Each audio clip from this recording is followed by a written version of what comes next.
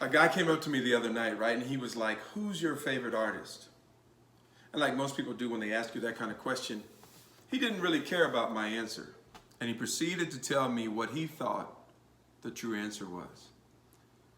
And he continued about a struggle to recognize who he said was the greatest of all time.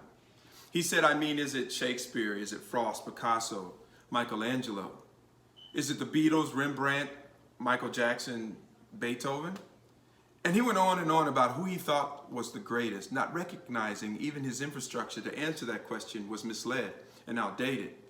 So finally, I kindly smiled and said, okay, sir, you asked me who the greatest of all time was, and you tried to share yours, so let me share mine. Because there is no debate about who the greatest is.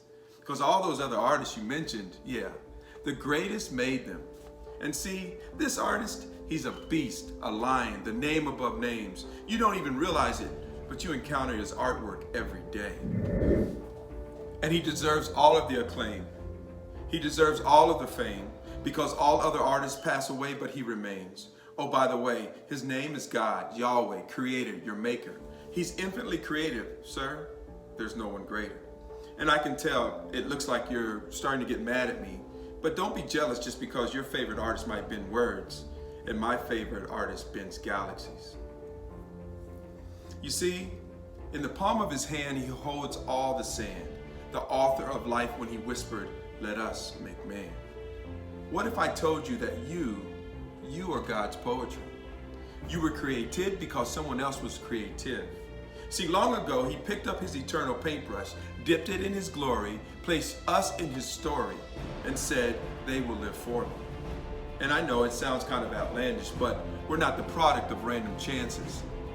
In fact, we are not even the vine, we're actually the branches.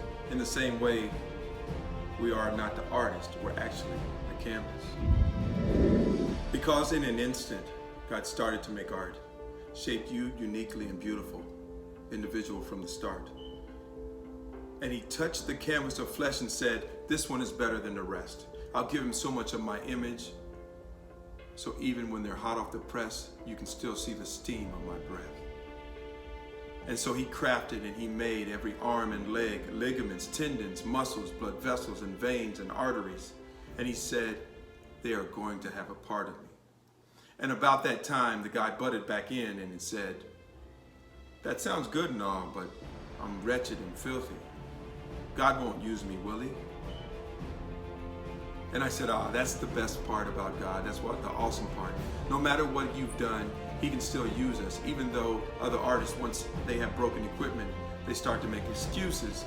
God instead doesn't refuse us, and neither does he accuse us. He redeems us in Jesus and promises never to lose us. So stop saying you're dirt. Stop saying you're scum of the earth. You ought to be careful about how you talk about someone else's work. Because if we trusted in Jesus, we can stop saying we're filthy. All that is anyways is just pride clothed in false humility. I mean, if only we believed that we were truthfully created in his likeness, then we'd stop saying we are wretched and filthy, shameful and guilty. But instead, knowing if we trusted in Jesus, we are righteous. I mean, don't you see we're drawn to the repentance because of his kindness? So how dare you call yourself worthless when he says you're priceless? But see, the best part is since God is ultimately for God, he'll get glory out of you whether you like it or not. Because even temple ruins point towards the architect, even if the temple is shot. And all I'm saying is that he is behind it all. So why do we insist on giving him no credit at all? I mean, he is the one that gave Van Gogh the imagination that changed the face of painting.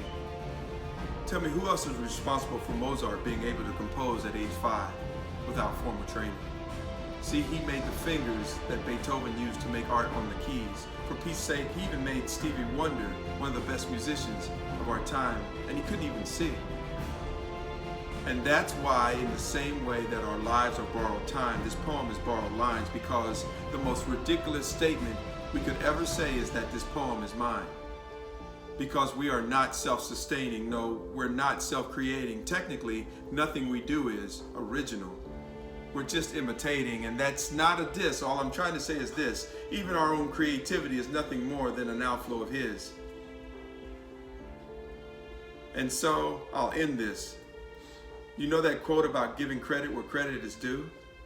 Well, if that's true, it's about time we start giving God His rightful credit too, because He's a God in the business in making all things new.